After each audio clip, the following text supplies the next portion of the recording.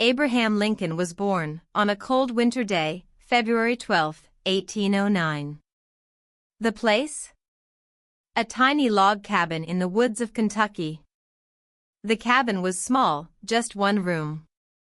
No fancy furniture, no warm carpet, and no glass windows. Only rough wood and the sound of the wind whistling through the cracks. Life was simple and hard. Abraham's parents, Thomas and Nancy Lincoln, were poor. They worked with their hands, farming the land and raising animals. Every day was a struggle to survive. Food was plain, corn, beans, and sometimes a little meat. Fancy meals? Forget it.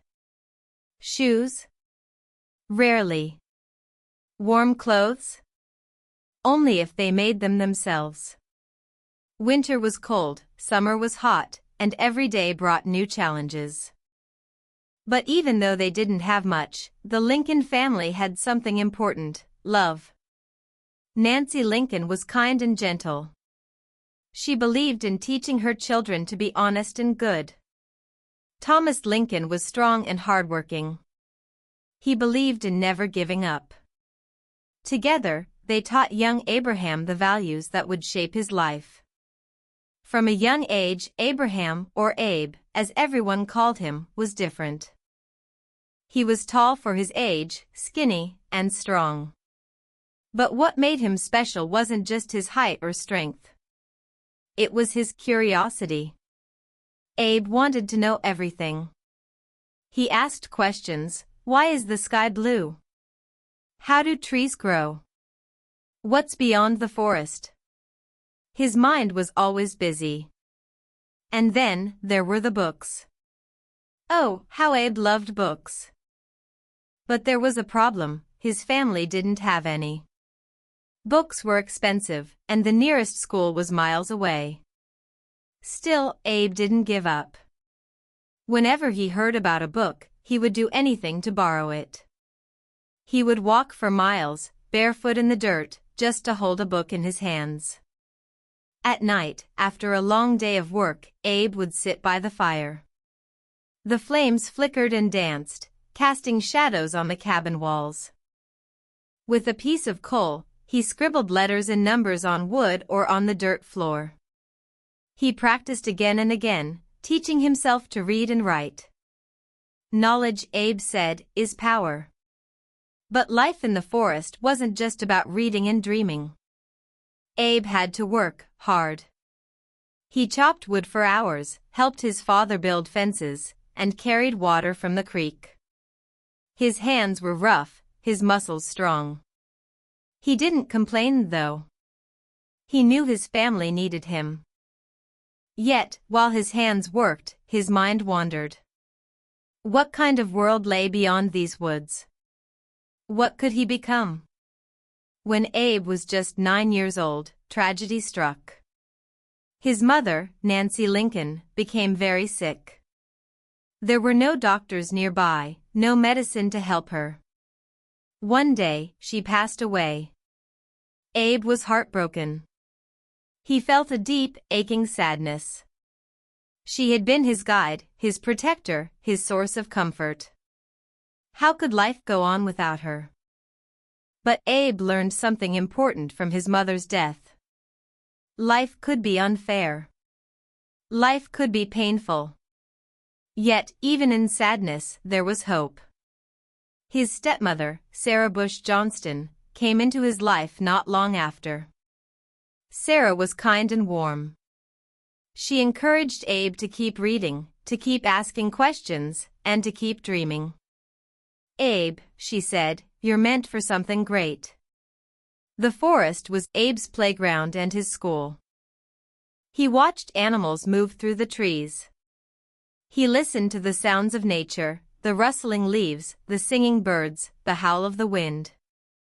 He learned to track deer and catch fish, to build fires and navigate the land. Nature taught him patience, observation, and respect. Still, Abe couldn't ignore his hunger for learning. One day, he found an old copy of Aesop's fables. The book was filled with stories about animals and the lessons they taught. Abe read every word, again and again. Each story sparked his imagination. He realized that words had power, they could teach, inspire, and change minds. As Abe grew older, he began to notice the world around him. He saw people struggling. He saw injustice. He saw that not everyone had the same opportunities. These thoughts stayed with him, whispering in his mind, "What can I do? How can I help?" Abe's childhood wasn't easy, but it shaped him into the man he would become. From his humble beginnings in the log cabin, he learned hard work, resilience, and the value of honesty. From his mother, he learned kindness. From his stepmother, he learned encouragement. And from the books, he learned ideas, big ideas. By the time he was a teenager, Abe was no longer just the curious boy in the woods. He was becoming a thinker, a dreamer, and a believer in a better future. But he still had a long way to go. The world was waiting, and so was his destiny. Little did anyone know, the boy who sat by the fire reading Aesop's fables would one day lead a nation through its darkest hours. But for now, he was just Abe, a boy in a log cabin, dreaming of something more. Abraham Lincoln loved books, but finding them wasn't easy. In the early 1800s, books were rare, especially in the backwoods of Kentucky and Indiana. Most families didn't own any books at all. Abe's family was no different. They were too poor to afford them. Yet Abe didn't let that stop him. He found a way to learn. When Abe was still a boy, his stepmother, Sarah, noticed something special about him. He was different from other children. While many boys spent their free time playing or hunting, Abe wanted to read. He wanted to know. Sarah saw this hunger for knowledge, and she encouraged him. "Abe," she said, "if you want to learn, you'll find a way." Abe did find a way, even when it seemed impossible. He borrowed books from neighbors. Sometimes, he walked miles, barefoot, to get a book. The roads were muddy, the paths were rough, and the weather could be harsh. But Abe didn't care. When he held a book in his hands, he felt rich. One of the first books Abe read was the Bible. It wasn't just a book of religion to him. It was full of stories, stories about courage, sacrifice, and hope. These stories lit a fire in his heart. They made him think about right and wrong, about justice, and about the power of words. Abe read other books too. One was Aesop's fables. He loved the simple stories about animals that taught important lessons. Slow and steady wins the race, honesty is the best policy. Abe read these fables over and over. He memorized them. He even shared them with others, telling the stories in his own words. But reading wasn't easy for Abe. His family didn't have candles or lamps.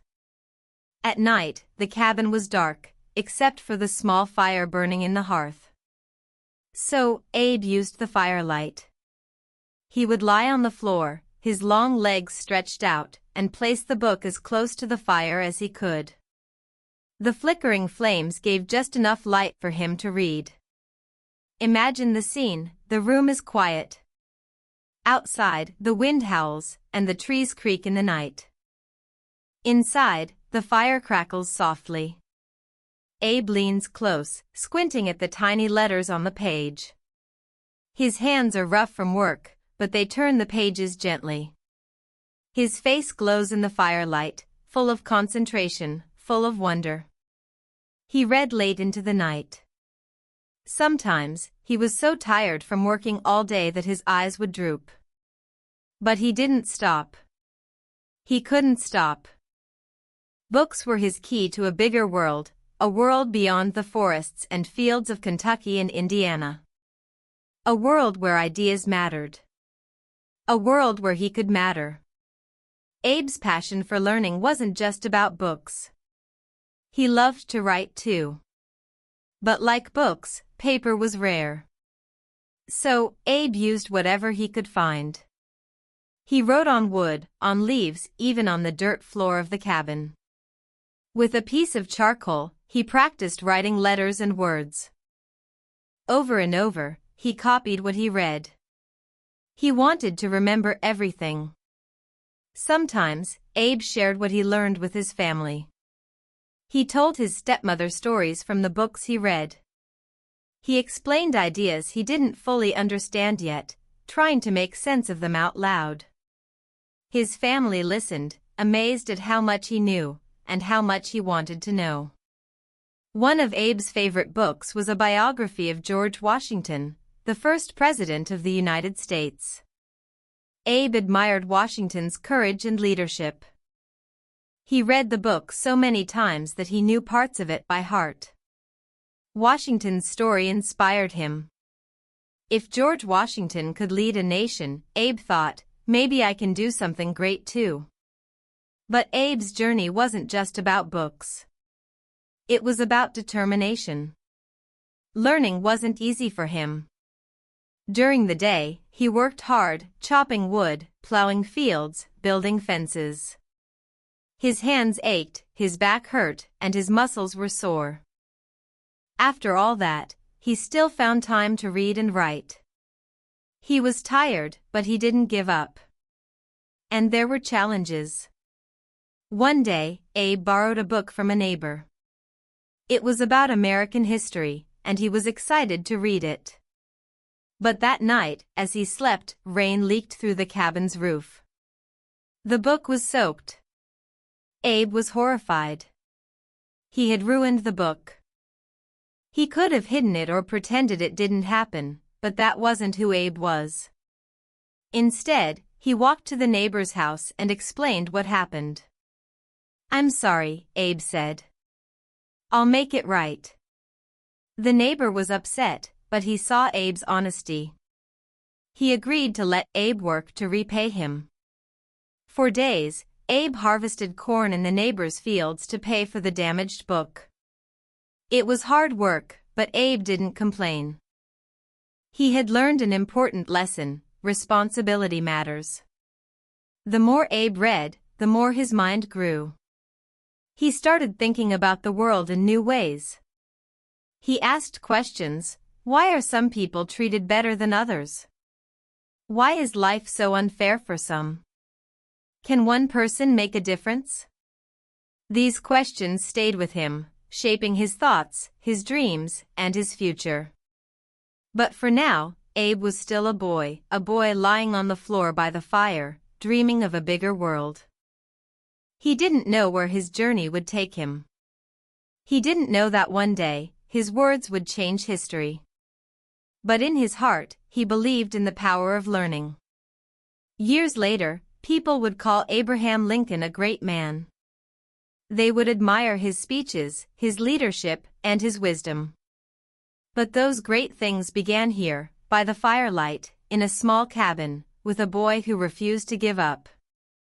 As Abraham Lincoln grew older, he became tall, very tall. By the time he was a young man, he was nearly 6 feet 4 inches, a giant in his time. He had long arms, strong muscles, and a kind face. People often noticed his height, but there was something else about Abe that made him stand out: his honesty. In those days, life was hard for everyone. There weren't big cities or fancy machines to make work easier. People had to survive with their hands, their tools, and their strength. Abe's family moved to Indiana and later to Illinois, looking for better land and more opportunities. Wherever they went, Abe worked hard to help them. One of Abe's first jobs was splitting logs. He would take a heavy axe and chop trees into pieces of wood for fences. Back then, farmers needed strong fences to keep their animals safe and their crops protected.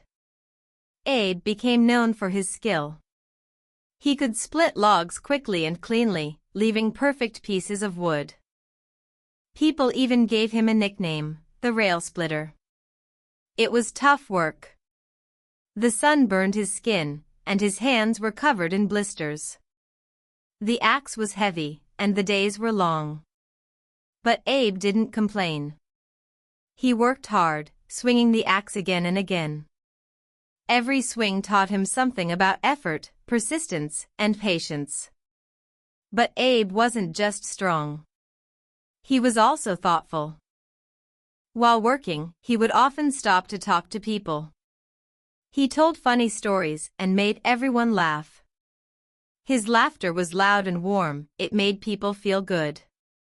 But more than his jokes, people loved Abe's honesty. They could trust him. If he said he would do something, he did it. If he borrowed something, he returned it.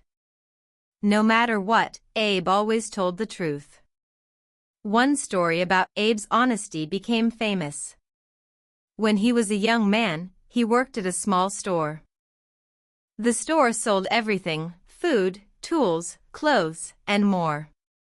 Abe enjoyed working there because it gave him a chance to meet people. He would greet each customer with a smile and ask how they were doing. One day, a woman came into the store to buy some sugar. Abe measured the sugar carefully, wrapped it up, and gave it to her. She paid and left. But later, Abe realized he had made a mistake. He had charged her a few cents too much. Now, a few cents wasn't a lot of money, but to Abe, it mattered. He didn't want to cheat anyone, not even by accident. So, what did he do? He walked several miles, yes, miles, to the woman's house to return the money. She was surprised and touched. "Thank you, Abe," she said. "You're an honest man." From then on, people started calling him Honest Abe. But Abe's time at the store wasn't just about selling sugar or measuring flour. It was also about learning. He listened to people talk about their lives, their hopes, and their problems. He read every newspaper he could find, learning about the world beyond the little town. He even kept a notebook in his pocket to write down ideas or new words he learned. Another job Abe had was working on a flatboat. Flatboats were big, wooden rafts used to carry goods like corn, tobacco, and cotton down the rivers. Abe helped load the boats, steer them, and deliver the goods to different towns. The trips weren't easy. The rivers were dangerous, with strong currents and sudden storms. Sometimes, thieves tried to steal the goods. But Abe stayed calm. He used his strength to handle the boat and his quick thinking to solve problems. One of these trips took him all the way to New Orleans. It was a big city, much bigger than anything Abe had seen before. There were markets full of colorful fruits, spices, and goods from around the world. The streets were loud and busy, filled with people speaking different languages. But not everything in New Orleans was exciting or good. While in the city, Abe saw enslaved people being sold at an auction. Men, women, and children were treated as property, not as human beings. Abe was horrified. He couldn't forget the sight of families being torn apart and people being treated so cruelly. This moment stayed with him for the rest of his life. He began to think, how can this be right? How can one person own another? After his trip to New Orleans, Abe returned to Illinois with new ideas and questions in his mind. But he still needed to earn a living. So, he took another job, helping to run a post office. As a postmaster, Abe delivered letters and packages to people in the area. He loved the job because it connected him to the community. Everyone knew Abe, and everyone trusted him. One day, Abe found an old book in the post office. It was about law and government. He opened the book and started reading. The words were difficult, and the ideas were complex. But Abe was curious. He read slowly, underlining important passages and writing notes in the margins. The book sparked something in him. He started to dream of becoming a lawyer. But how could a poor, uneducated boy from the frontier become a lawyer? Abe's jobs taught him more than just how to work. They taught him about people, responsibility, and the value of trust. Whether he was splitting logs, running a store, or delivering mail, Abe always did his best. He believed in fairness, kindness, and honesty. These lessons would guide him for the rest of his life. By now, Abe was no longer just the boy who lay by the firelight reading books. He was becoming a man with big dreams and a strong sense of right and wrong. People admired him for his hard work, his honesty, and his big heart. But Abe was still searching for his purpose. Little did he know, his first jobs were only the beginning of his journey. The lessons he learned as Honest Abe would prepare him for challenges far greater than anything he had faced before. The world was waiting for him, and so was history. Abraham Lincoln loved to read. Books opened up the world to him, showing him ideas, places, and stories far beyond the forests of Indiana and Illinois. But as much as he loved reading, he loved speaking even more. Abe had a gift, a way with words. Whether he was telling a funny story or debating an important idea, people couldn't help but listen. As a young man, Abe became known for his storytelling. He could take an ordinary moment and turn it into something unforgettable. Sitting by the fire or standing in a field, Abe would gather a small crowd. His voice was steady, his eyes sparkled, and his smile invited everyone to stay and listen. Sometimes, he told jokes that made people laugh so hard they wiped tears from their eyes. Other times, he shared stories with deep lessons that made them think. One of Abe's favorite stories to tell was about a farmer and his stubborn horse. The horse refused to move, no matter what the farmer did. Abe would stretch out the tail, adding funny details, until everyone was leaning forward, waiting to hear how the story would end. Then, with perfect timing, he delivered the punchline. Laughter would fill the air. Abe's humor brought people together. It made them feel connected. But Abe's love for words wasn't just about making people laugh. He also loved to debate. In those days, debating was a popular activity. People would gather to hear others discuss big ideas, like how the government should work or what laws were fair. Abe enjoyed stepping into these debates. He didn't have formal education or fancy words, but he had something even more powerful, clear thinking and common sense. When Abe debated, he used stories and examples to make his points. If someone argued for one idea, Abe would listen carefully. Then, he would reply with a story or a question that made everyone stop and think. He had a way of breaking down complicated topics so that anyone could understand. And when he spoke, people believed him because he spoke from the heart. One day, Abe attended a meeting in New Salem, Illinois, where he had recently moved. The town was small, and most of the people didn't know him yet. During the meeting, a disagreement broke out. People argued loudly about what to do next. Abe listened quietly for a while. Then, he stood up and spoke. His words were simple but powerful. He used humor to calm the tension and reason to solve the problem. By the time he finished, the crowd was silent. Then, they began to cheer.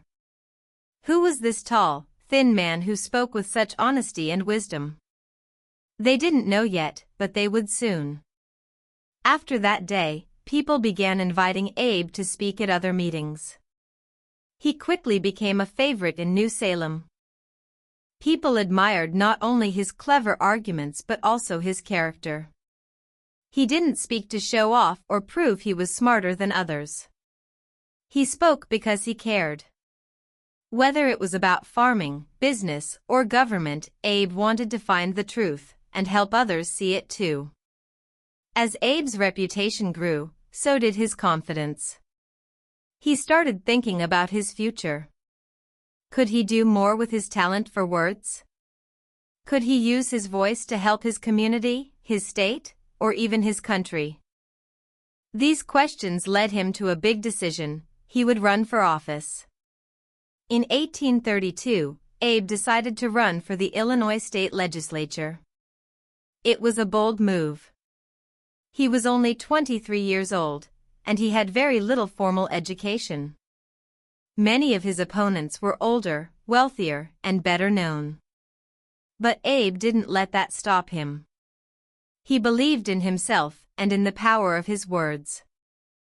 During his campaign, Abe traveled around the district, meeting people and giving speeches. He didn't have money for fancy posters or ads. Instead, he relied on his honesty, his humor, and his ability to connect with others. He talked about things that mattered to ordinary people: better roads, fair taxes, and opportunities for everyone. At every stop, people listened. They liked the way Abe spoke plainly, without big, confusing words. They liked the way he shared stories to explain his ideas. And most of all, they liked the way he respected them. Abe treated everyone the same, whether they were rich or poor, educated or not. He believed every person deserved a chance to succeed. But Abe's first campaign didn't go as planned. When the votes were counted, he lost. It was disappointing, of course. He had worked so hard.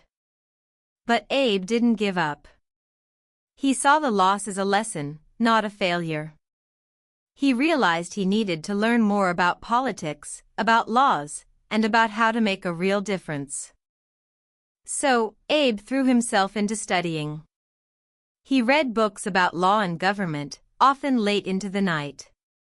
He practiced his speaking skills, refining the way he explained ideas. And he continued debating and telling stories, earning even more respect from the people around him. 2 years later, in 1834, Abe ran for the Illinois state legislature again. This time, he won. It was the beginning of his political career, a career that would take him far beyond the small towns of Illinois. But even as Abe rose in politics, he never forgot the power of words. He knew words could inspire people, bring them together, and change the world. He also knew words came with responsibility. He chose his words carefully, always aiming to be honest and fair. As Abe stood in front of the state legislature for the first time, he must have felt a mix of pride and humility. Here he was, a poor boy from a log cabin, now helping to make laws for the state of Illinois. It was proof that hard work and honesty could open doors, and that the power of words could lead to great things. Little did Abe know, this was just the beginning. His words would carry him even further, to debates, to national politics, and to the most challenging moments in American history. But for now, he was simply Abe, a storyteller, a debater, and a young politician with big dreams. Abraham Lincoln had big ideas about fairness, freedom, and a united country.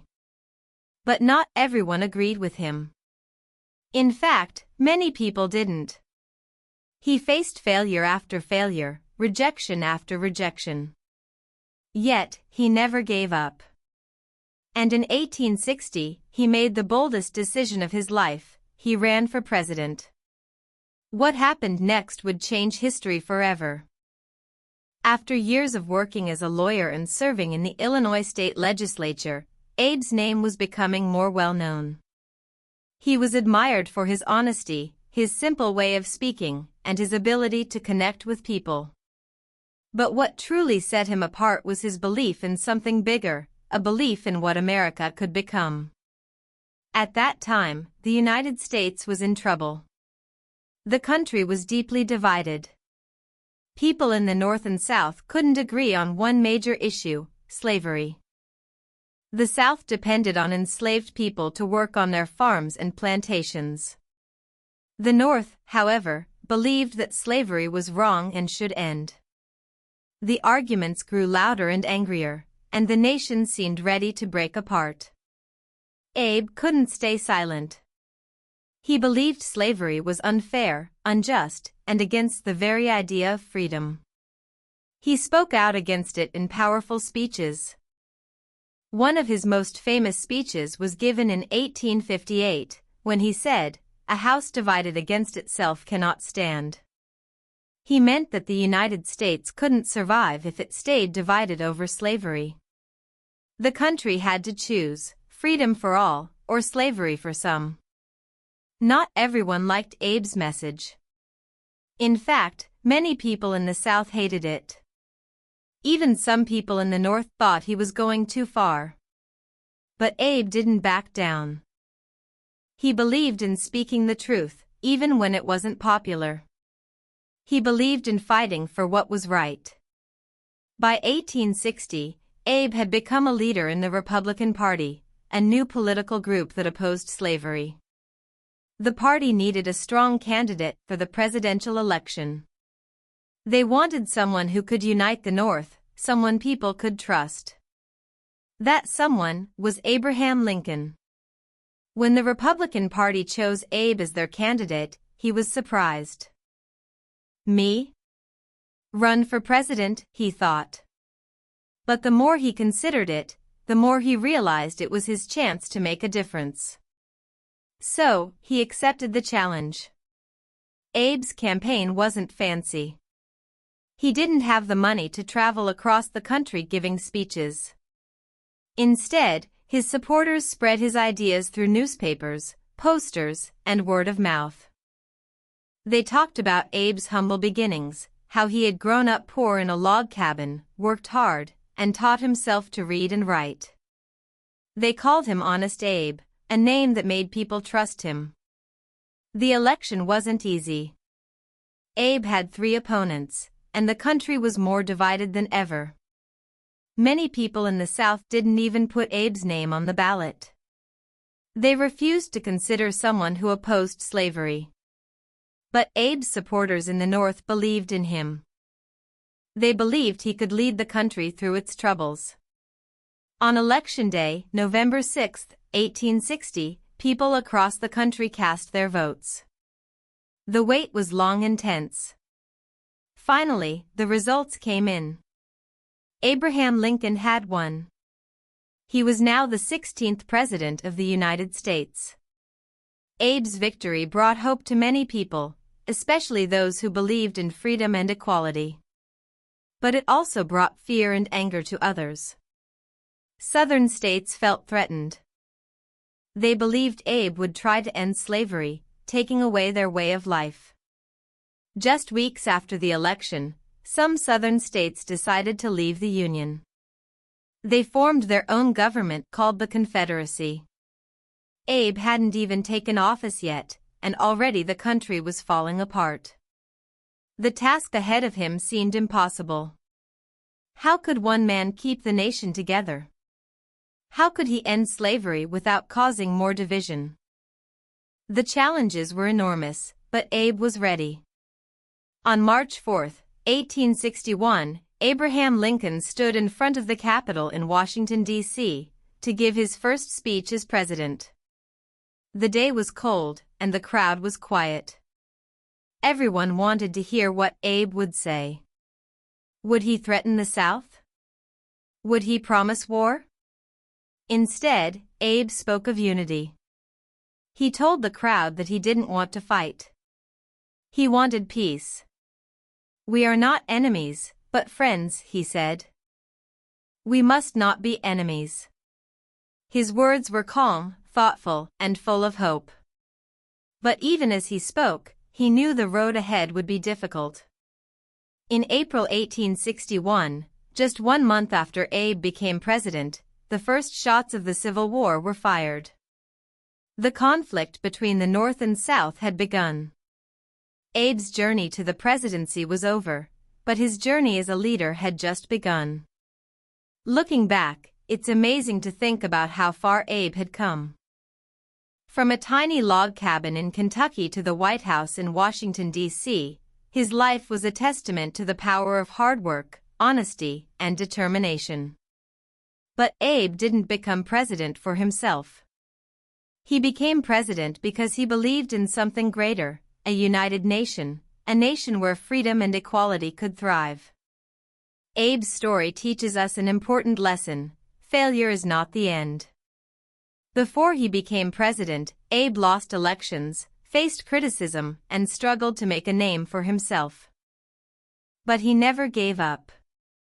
He kept learning, kept speaking, and kept believing in his dreams. And in the end, his persistence changed the course of history. The election of 1860 wasn't just about one man winning an office. It was about a turning point in America's story. It was about the fight for freedom, the fight to keep the nation whole. And at the center of it all was Abraham Lincoln, a man with big ideas and an even bigger heart. Before we begin Chapter 6, a quick note for our listeners: you're currently listening to this audiobook on Woo English.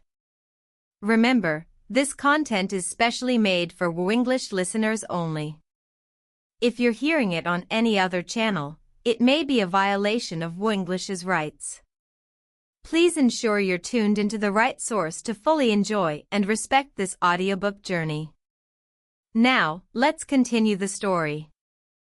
Abraham Lincoln became president on March 4, 1861. It was a cold, windy day in Washington, D.C. He stood tall and serious as he gave his first speech as president. His voice was steady, but his heart was heavy. The country was in chaos, and everyone knew it.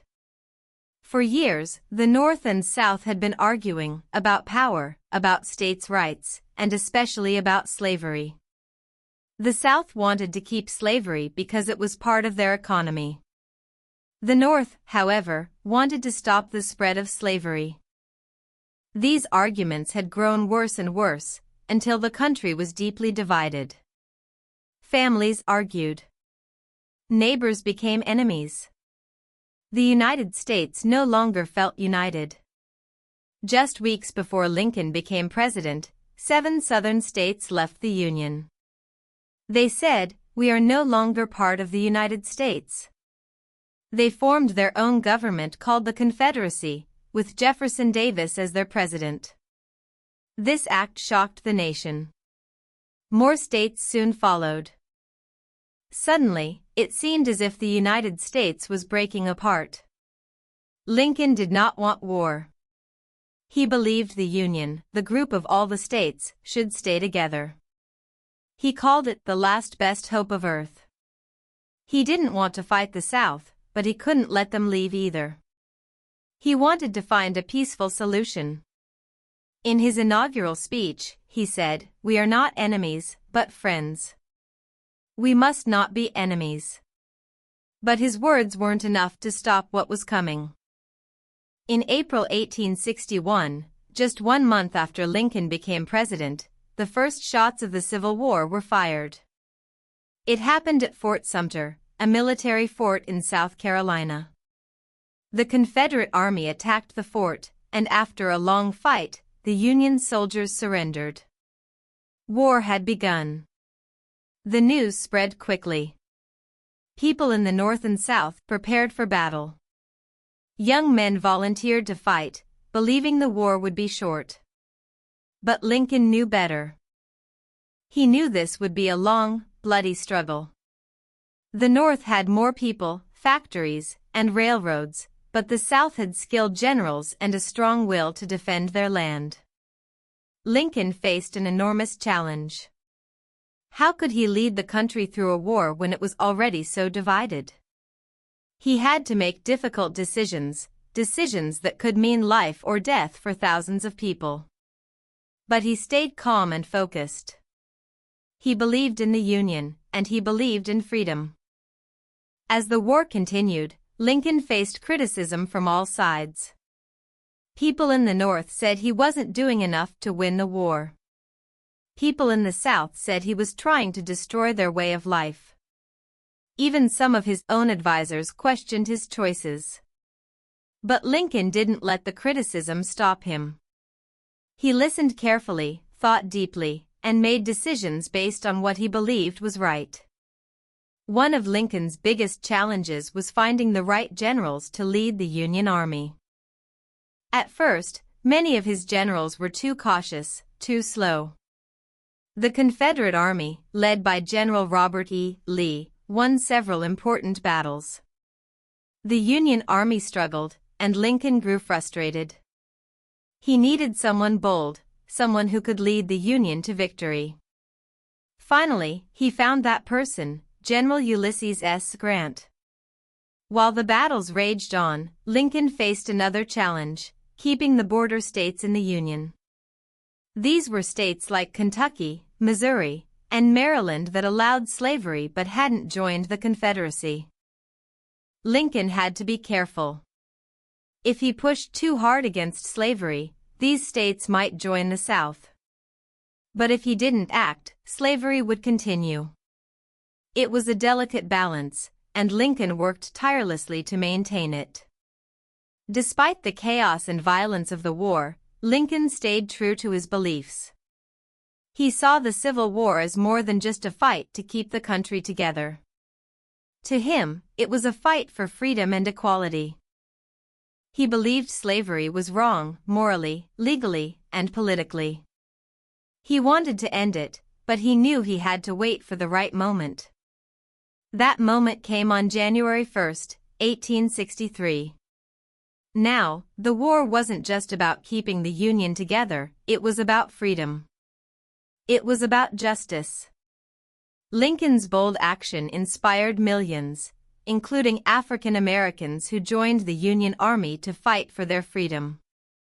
But the war was far from over. The battles were brutal. Thousands of soldiers died, and many more were wounded. Cities and farms were destroyed. Families were torn apart.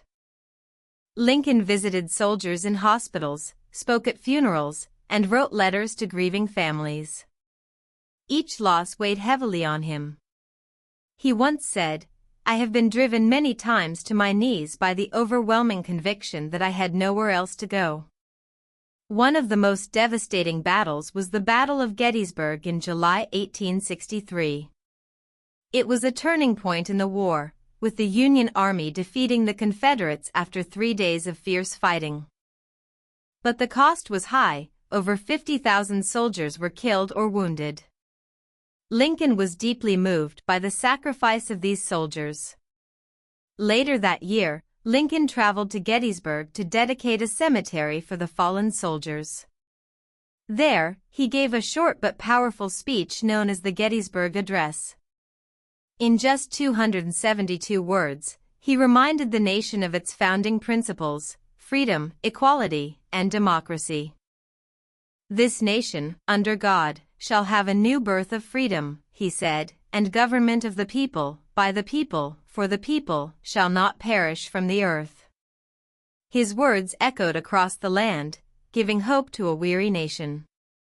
Through it all, Lincoln remained focused on his goal: preserving the Union. He faced incredible pressure, personal loss, and countless sleepless nights. Yet, he never lost sight of what was at stake. To him, the United States was more than just a country. It was an idea, a place where freedom and opportunity could thrive. As the war dragged on, Lincoln began to see a glimmer of hope. The Union Army, now under General Grant, started winning more battles. The Confederate Army was running out of supplies and soldiers. Victory was within reach, but the cost had been terrible. Hundreds of thousands of lives had been lost, and the nation was forever changed. The Civil War was the darkest chapter in American history, but Lincoln believed it was necessary to save the Union and end slavery. He once said, "The dogmas of the quiet past are inadequate to the stormy present. We must think anew, and act anew." Lincoln's leadership during this time showed his strength, his compassion, and his unwavering belief in justice. The country was divided, but his steady hand guided it through the storm. He didn't know it yet, but the end of the war, and his greatest challenge, was just around the corner. Slavery was wrong. Abraham Lincoln knew this deep in his heart. He had always believed that no person should own another. For years, he spoke out against slavery, but he also knew that ending it wouldn't be easy. The country was divided. The Civil War had already begun. But in 1863, Lincoln made a bold move, one that would change history forever. When Lincoln became president, he knew slavery was the biggest problem facing the nation. In the southern states, slavery was part of everyday life. It was how many farms and plantations made their money. But in the North, people believed slavery was wrong and wanted it to stop. The arguments over slavery had grown so big that they helped start the Civil War. At first, Lincoln's main goal as president was to keep the Union together. He wanted to stop the southern states from leaving and bring the country back as one. But as the war continued, Lincoln began to see that the fight wasn't just about saving the Union. It was also about freedom. If the United States was going to survive, slavery had to end.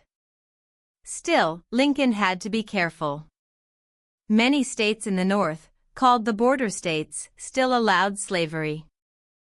These states hadn't joined the Confederacy, but they might if Lincoln acted too quickly. He needed to wait for the right moment. That moment came in 1862. The war was not going well for the Union. The Confederate Army was strong, and the Union needed a way to turn the tide. Lincoln realized that freeing enslaved people in the South could help. It would weaken the Confederacy by taking away their labor force. It would also send a powerful message: the war was now a fight for freedom. In September 1862, after the Union won a major battle at Antietam, Lincoln made an announcement. He said that if the Southern states didn't rejoin the Union by January 1, 1863, he would free all enslaved people in those states. It was a warning, but Lincoln knew the South wouldn't listen. So, on January 1, 1863, Abraham Lincoln signed the Emancipation Proclamation. With the stroke of a pen, he declared that all enslaved people in the Confederate States were free. It was a historic moment, a moment of courage and hope. Lincoln's words in the proclamation were powerful: all persons held as slaves within any state, in rebellion against the United States, shall be then, thenceforward, and forever free. The message was clear. Freedom was no longer just a dream, it was now the law. But the Emancipation Proclamation didn't free all enslaved people. It only applied to the Confederate States, not the border states. Even so, it was a turning point. For millions of enslaved people, it gave them something they hadn't had before: hope. Hope that their chains would one day be broken. Hope that they could live as free men and women. The proclamation also had a big impact on the war. Thousands of African Americans joined the Union Army to fight for their freedom.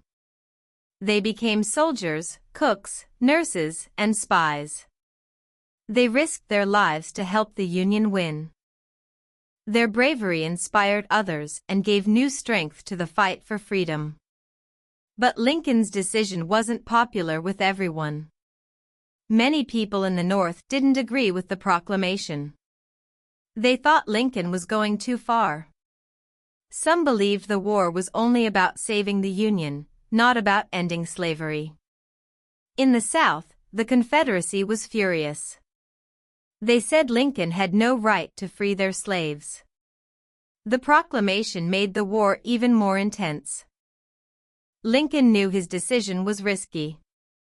He once said, "If my name ever goes into history, it will be for this act, and my whole soul is in it." He was willing to take the risk because he believed it was the right thing to do. For Lincoln, freedom wasn't just a political goal, it was a moral duty. As the war continued, the Emancipation Proclamation became a symbol of hope and change. It inspired abolitionists, people who wanted to end slavery, to keep fighting for justice. It also showed the world that the United States was serious about freedom. Countries like Britain and France, which had considered supporting the Confederacy, now stayed out of the war. The proclamation was just the beginning. Lincoln knew that to truly end slavery, the country needed a new law. So, he pushed for the 13th Amendment to the Constitution, which would make slavery illegal in every state. The amendment was passed in 1865, just months before the war ended. It was the final step in abolishing slavery in the United States. The Emancipation Proclamation was one of Lincoln's greatest achievements. It showed his courage, his vision, and his belief in equality. It wasn't a perfect solution, but it was a step toward a better, freer future. For millions of enslaved people, Lincoln's words were more than just ink on paper. They were a promise. A promise that their lives mattered. A promise that freedom was possible. A promise that the United States could live up to its ideals of liberty and justice for all. Looking back, it's clear that the Emancipation Proclamation was a turning point, not just in the Civil War, but in American history. It changed the meaning of the war. It changed the nation's path. And it changed the lives of millions. Lincoln once said, "Whenever I hear anyone arguing for slavery, I feel a strong impulse to see it tried on him personally." He believed in fairness and justice, and he fought for those ideals until the very end. The Emancipation Proclamation didn't end the war, but it gave the Union a new purpose. It gave enslaved people hope. And it showed the world that Abraham Lincoln was not just a president. He was a leader who believed in the power of freedom. The Civil War raged on, year after year. It brought sadness, fear, and loss to every corner of the country. Families were torn apart. Towns became battlefields. Thousands of soldiers fought and died on both sides. And in the middle of it all was Abraham Lincoln, trying to hold the nation together. Being president during the Civil War was not easy. Every day, Lincoln faced difficult choices. He had to decide how to lead the Union Army, what laws to pass, and how to bring the country back together. His decisions carried great weight. If he made a mistake, it could cost lives, or even the future of the United States. Lincoln spent many sleepless nights thinking, planning, and worrying. He often walked alone in the halls of the White House, deep in thought. His face grew tired, and his eyes looked sad. The war was taking a toll on him, but he never gave up. He believed the Union must be saved, no matter how hard it was. The battles were brutal. Each one brought news of more lives lost. Lincoln felt every loss deeply. He wrote letters to the families of fallen soldiers, offering words of comfort. In one letter, he said, "I cannot imagine how deeply you must feel, but please know that your son's sacrifice has helped save the nation." One of the hardest parts of Lincoln's job was choosing generals to lead the Union Army. At first, many of his generals were too cautious. They didn't take risks, and the Confederate Army won battle after battle. Lincoln grew frustrated.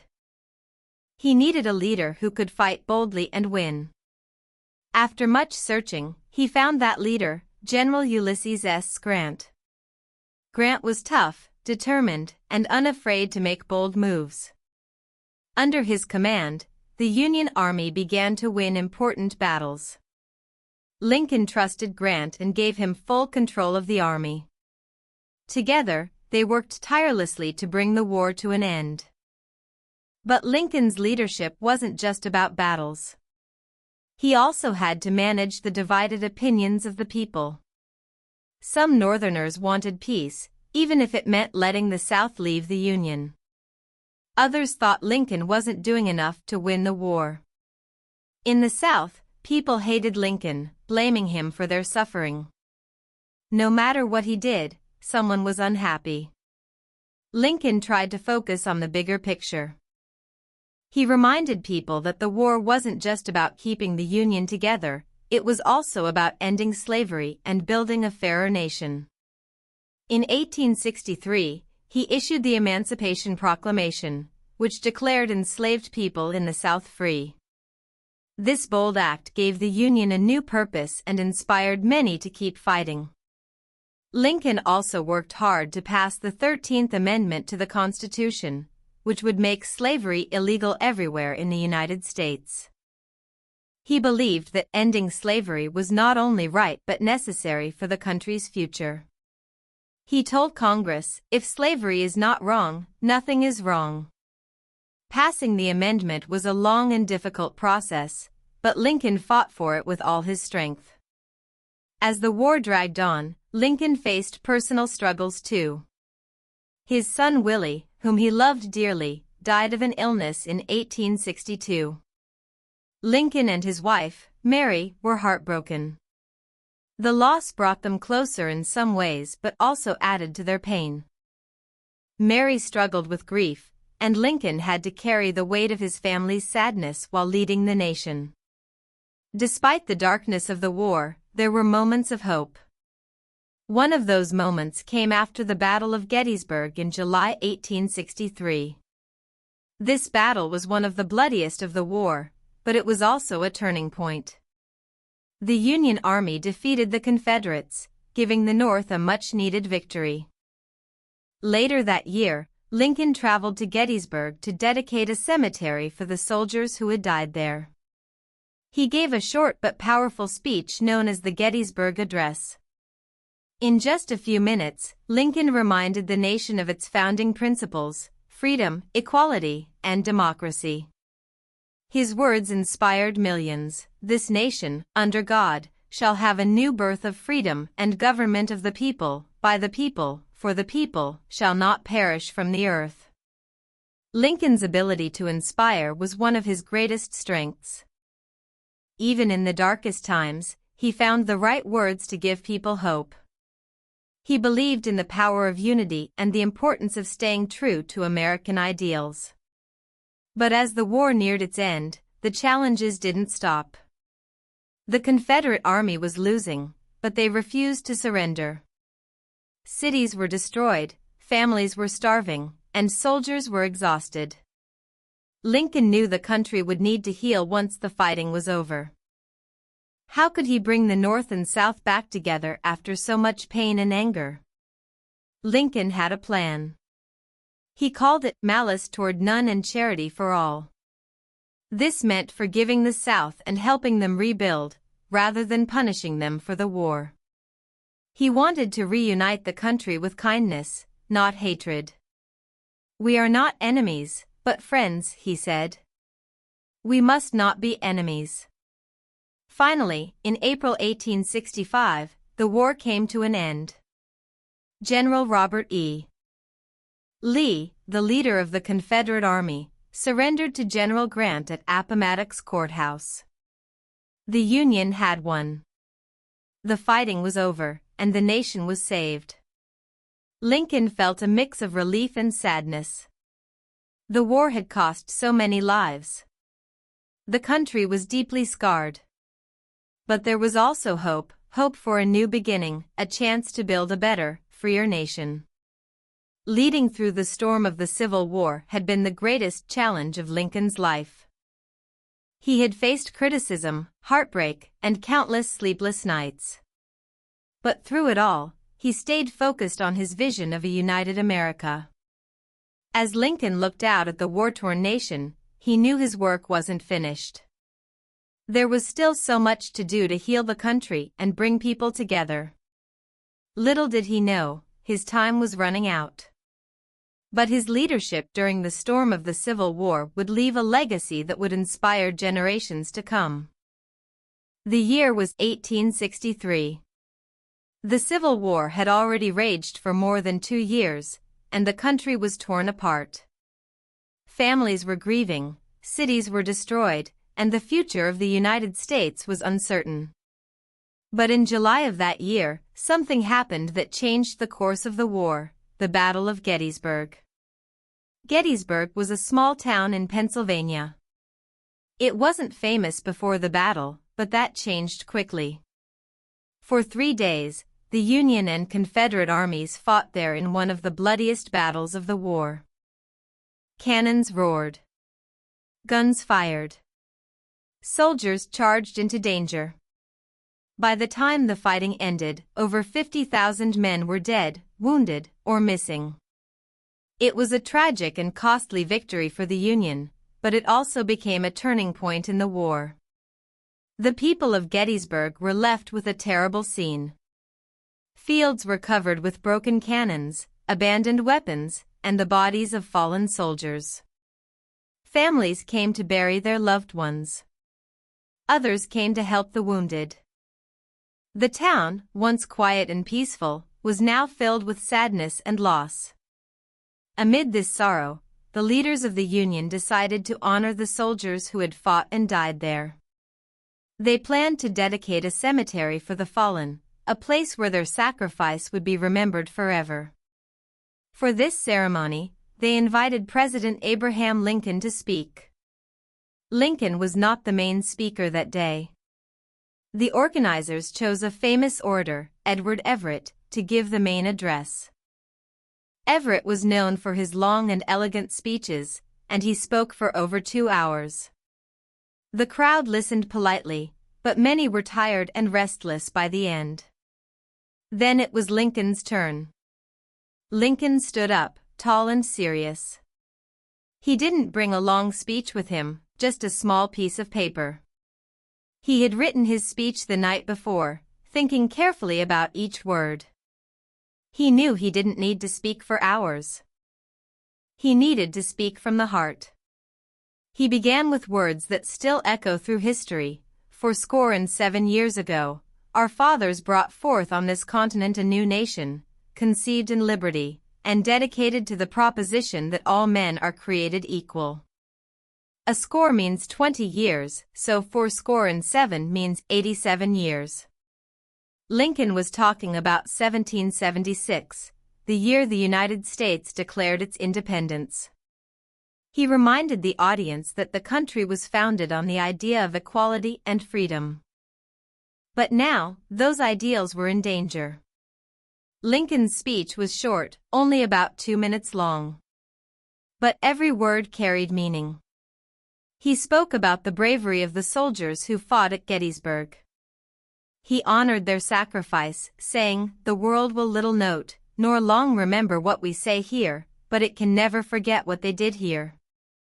Then, Lincoln looked to the future.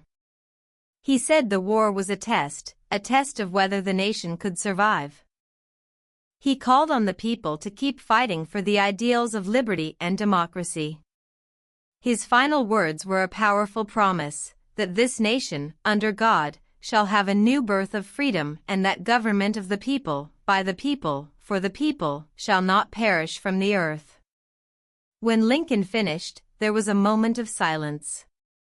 The crowd wasn't sure how to react. His speech was so short, so simple, but so powerful. Slowly, people began to applaud. Some even wept. They realized they had just heard something extraordinary. Not everyone loved Lincoln's speech at first. Some newspapers criticized it, saying it was too plain or too brief. But as time passed, people began to understand the genius of Lincoln's words. He had captured the pain and hope of the nation in just a few sentences. His speech gave the country something it desperately needed: a sense of purpose. The Gettysburg Address wasn't just a speech about a battle. It was a reminder of what the United States stood for: freedom, equality, and democracy. It was a call to action, urging people to honor the sacrifices of the soldiers by continuing the fight for a better future. For Lincoln, the speech was deeply personal. He felt the weight of the war every day. He knew the sacrifices of the soldiers weren't just numbers, they were lives. Husbands, fathers, brothers, and sons. He wanted their deaths to mean something. He wanted to ensure that their fight would lead to a stronger, freer nation. The Gettysburg Address became one of the most famous speeches in American history. Today, it is studied in schools, recited at ceremonies, and remembered as a masterpiece of leadership and inspiration. Lincoln's words continue to inspire people around the world. They remind us of the power of democracy and the importance of standing up for what is right. But for Lincoln, the Gettysburg Address was just one moment in his journey. He still had a long, hard road ahead. The war was far from over, and the country's wounds were deep.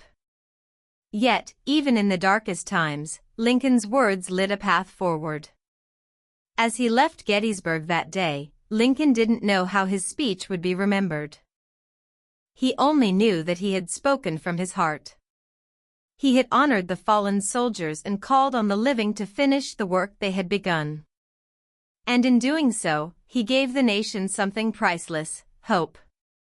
The Civil War finally ended in April 1865. After 4 long years of fighting, the Union had won. General Robert E. Lee, leader of the Confederate Army, surrendered to General Ulysses South Grant at Appomattox Courthouse in Virginia. The war was over. The Union was saved. People across the North celebrated. Bells rang, flags waved, and crowds cheered. They were overjoyed that the country would stay together. But for Abraham Lincoln, the victory felt bittersweet. Yes, the Union had won. Yes, slavery was ending. But the cost had been enormous. So many lives lost, so much pain, so much destruction. More than 600,000 soldiers had died in the war. Families had been torn apart. Towns and cities were left in ruins, especially in the South. Lincoln's heart was heavy with grief. He once said, "I feel like I have been stretched on a rack." The war had taken a toll on him, both as a leader and as a man. Lincoln knew the end of the war was just the beginning of a new challenge: rebuilding the nation. The North and South had been enemies for years. How could they come together again? How could the wounds of war be healed? Lincoln believed it was possible, but it would take patience, understanding, and forgiveness. His plan was simple but bold. He wanted to rebuild the South, not punish it. He believed the country needed to work together to move forward. "With malice toward none, with charity for all," he said, "let us strive to bind up the nation's wounds." Lincoln wanted to help the Southern states rejoin the Union, rebuild their economies, and accept a future without slavery. But not everyone agreed with Lincoln's plan. Some people in the North wanted to punish the South for starting the war. They believed the South should pay for its rebellion. Others thought Lincoln wasn't doing enough to ensure the rights of formerly enslaved people. Even after the Emancipation Proclamation, racism and prejudice remained strong in many parts of the country. The South, meanwhile, was deeply bitter. The war had devastated their land, their cities, and their way of life. Many Southerners resented Lincoln and blamed him for their suffering. They didn't trust his plans for rebuilding the Union, and some were even plotting against him. Lincoln understood these divisions. He knew that healing the nation would take time. But he believed in the American people. He believed they could rise above their anger and fear to create a stronger, fairer country. He wanted to bring people together, not push them further apart. In his second inaugural address, given just weeks before the war ended, Lincoln spoke directly to the divided nation. His words were hopeful but honest. "The war has brought sorrow to every home," he said. Yet, let us finish the work we are in. Let us strive for peace. His speech was short but powerful, reminding Americans of the ideals that had brought them together in the first place: freedom, equality, and unity. But even as Lincoln looked to the future, danger was near. Not everyone wanted him to succeed. Among those who opposed him was a man named John Wilkes Booth, a famous actor and a supporter of the Confederacy. Booth blamed Lincoln for the South's defeat and believed he was a threat to America's future. He began to plan a terrible act, an act that would change history forever. On the evening of April 14, 1865, just 5 days after the war ended, Lincoln went to Ford's Theater in Washington, D.C., to watch a play called Our American Cousin. It was meant to be a night of relaxation after years of stress and hardship. Lincoln sat in a special box above the stage with his wife, Mary, and 2 friends. But as the play went on, Booth crept into the theater. He climbed the stairs to Lincoln's box, pulled out a gun, and shot the president. Lincoln slumped in his chair, gravely wounded.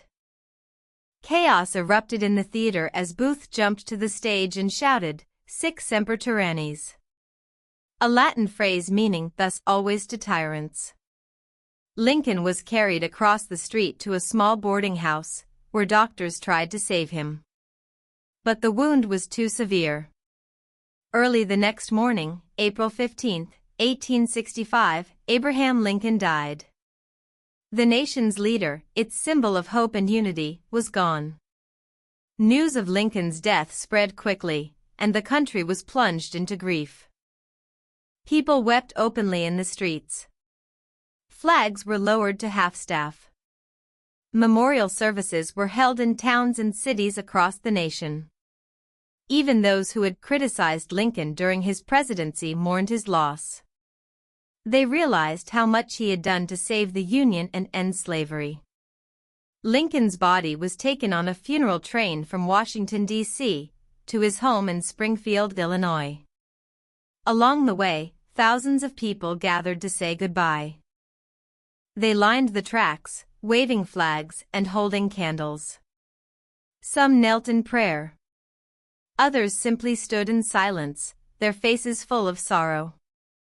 It was clear that Abraham Lincoln had touched the hearts of millions. Though Lincoln was gone, his work lived on. The Union was saved. The 13th Amendment, which ended slavery in the United States, was passed just months after his death. His vision of a united, free nation remained a guiding light for generations to come. But the loss of Lincoln left a deep scar on the nation. Many wondered, could the country heal without him? Could his plan for rebuilding the South succeed? Would America ever truly unite? These questions would take years as decades to answer. In the end, Lincoln's legacy was not just about his victories. It was about his character.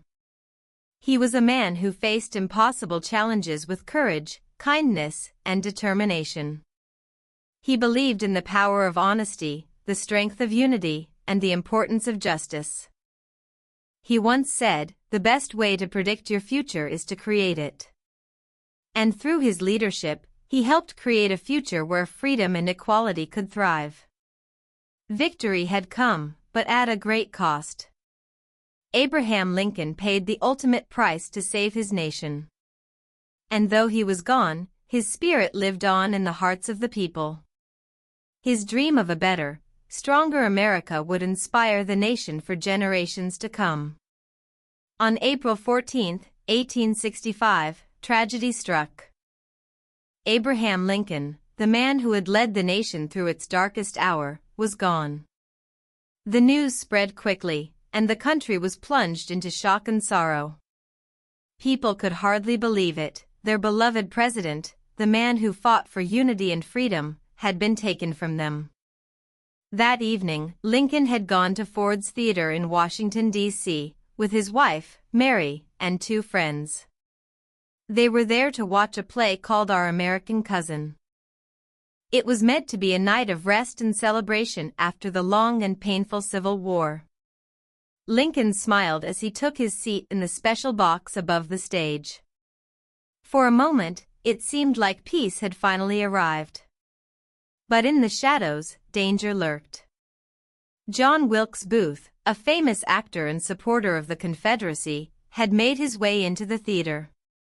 He believed Lincoln was a tyrant, a man who had destroyed the South. Booth had a plan to kill him. As the play continued, Booth slipped into the president's box, raised his pistol, and fired a single shot. The theater erupted into chaos. Mary screamed. The audience froze in shock. Booth jumped onto the stage, shouted, "Sic semper tyrannis," a Latin phrase meaning "thus always to tyrants," and fled into the night. Lincoln, gravely wounded, was carried across the street to a small boarding house. Doctors worked desperately to save him, but the injury was too severe. Early the next morning, at 7:22 a.m. on April 15, 1865, Abraham Lincoln died. The nation was devastated. People wept openly in the streets. Newspapers printed black borders around their pages as a sign of mourning. Flags were lowered to half-staff. Across the North, cities and towns held memorial services to honor the fallen president. Even in the South, some people grieved his death, realizing that Lincoln had planned to help rebuild the nation with kindness and forgiveness.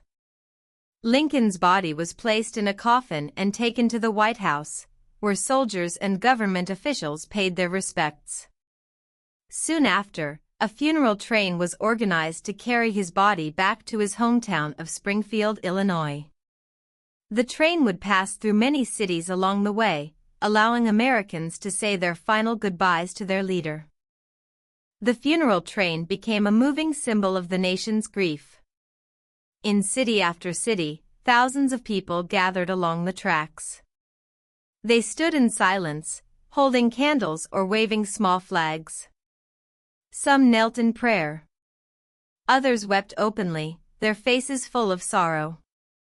Many brought their children, wanting them to see the man who had done so much for their country. At each stop, Lincoln's coffin was taken off the train and placed in a public building for people to visit.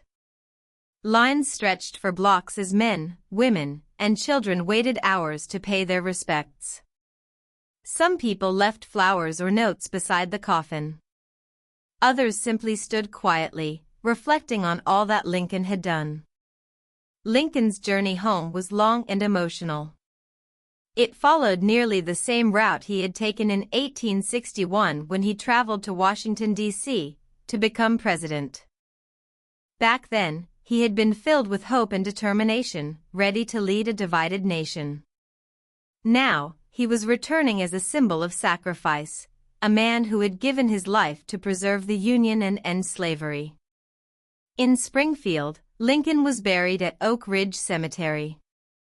The funeral was a solemn and heartfelt event, attended by family, friends, and government leaders. His grave was marked with a simple stone, but soon after, plans were made to build a grand memorial in his honor. The people of Springfield, and the entire nation, wanted to ensure that Lincoln's legacy would never be forgotten. Even as they mourned, Americans began to reflect on what Lincoln had achieved. He had led the country through its greatest crisis, holding the Union together when it seemed impossible. He had issued the Emancipation Proclamation, paving the way for the end of slavery. He had shown courage, kindness, and wisdom in the face of incredible challenges. Lincoln's death also raised questions about the future. He had planned to bring the North and South back together with compassion and forgiveness. Now, without him, many wondered if the nation could heal. Some feared that anger and resentment would make the wounds of war even deeper. In the years that followed, Lincoln's dream of equality and justice faced many challenges.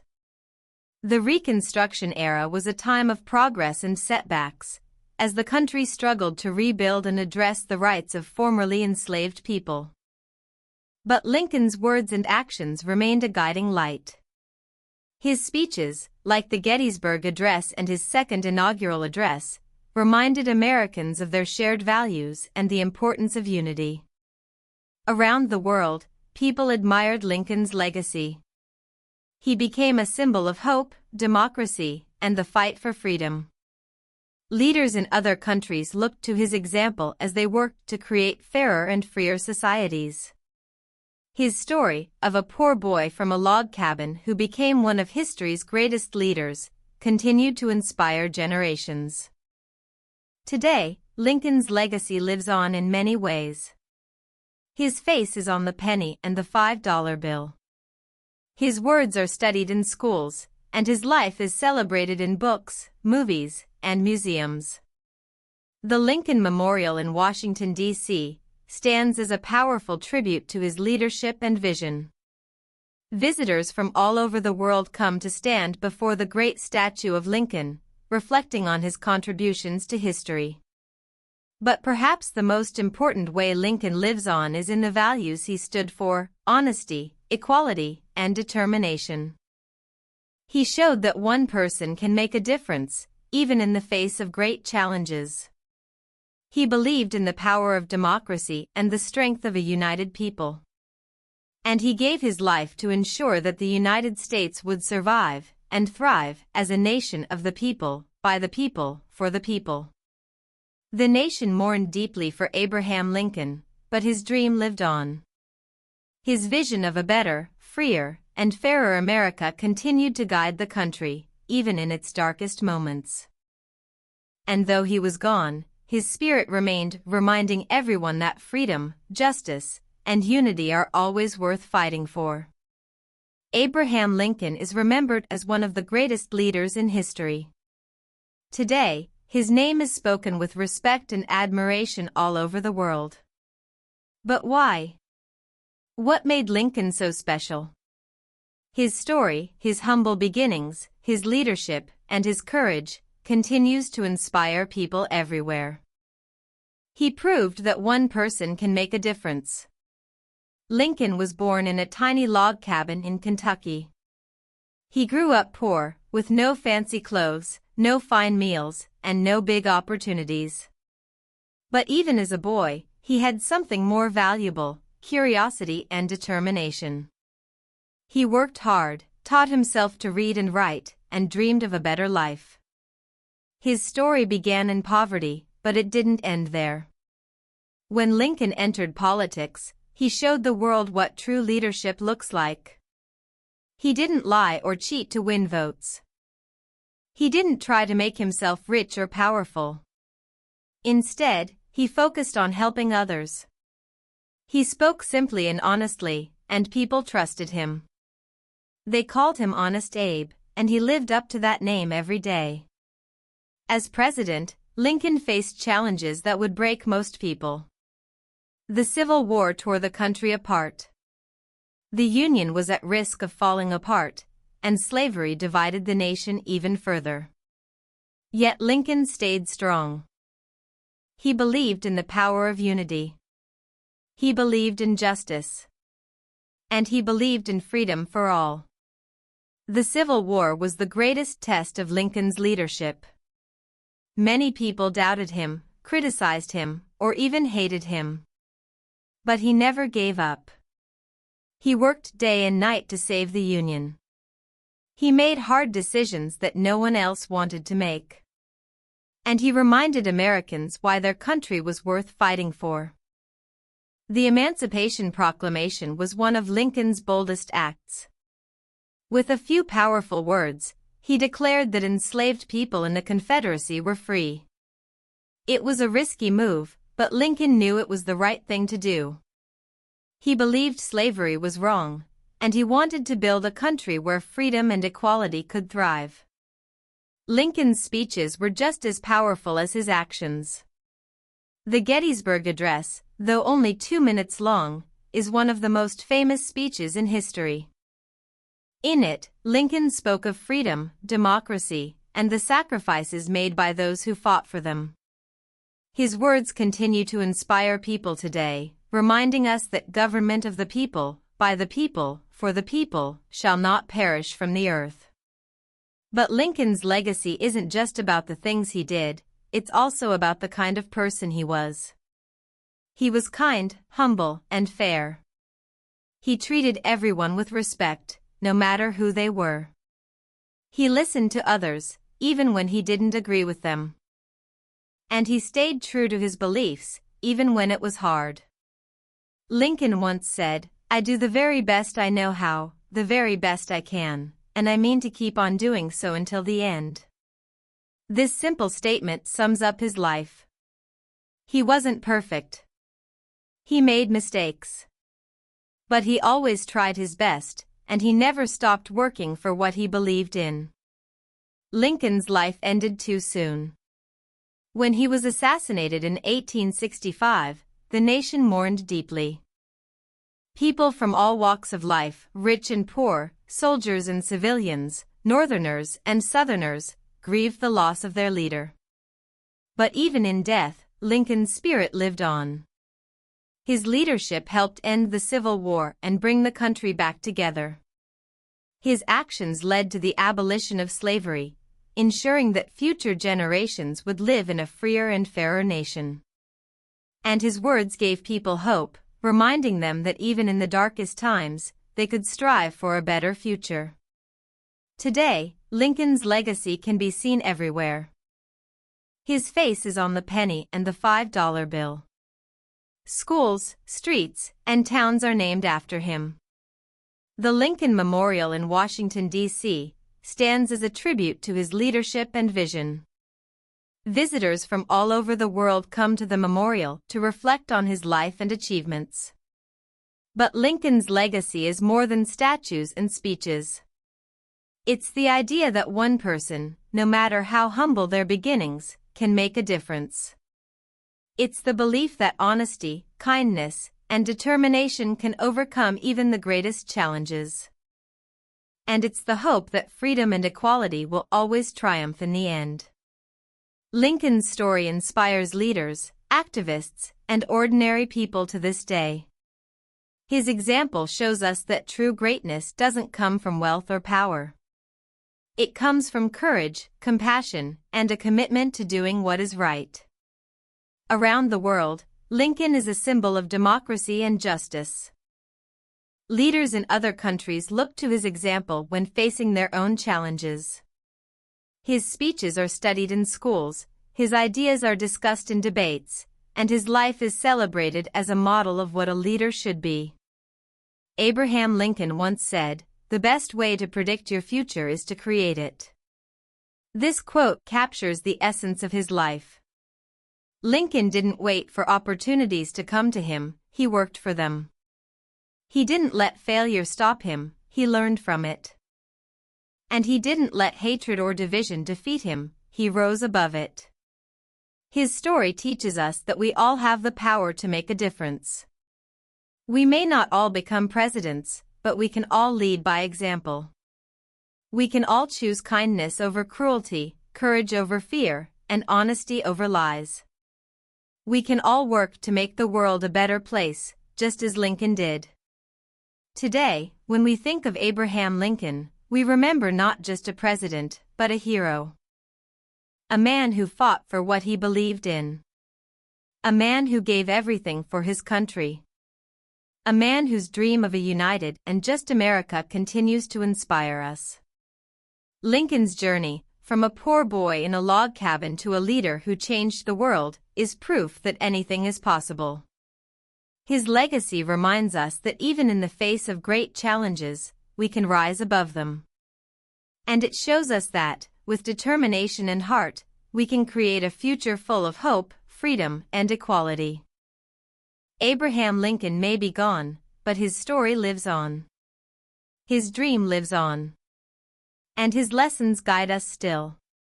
He taught us that unity is stronger than division, that justice is worth fighting for, and that one person can truly change the world.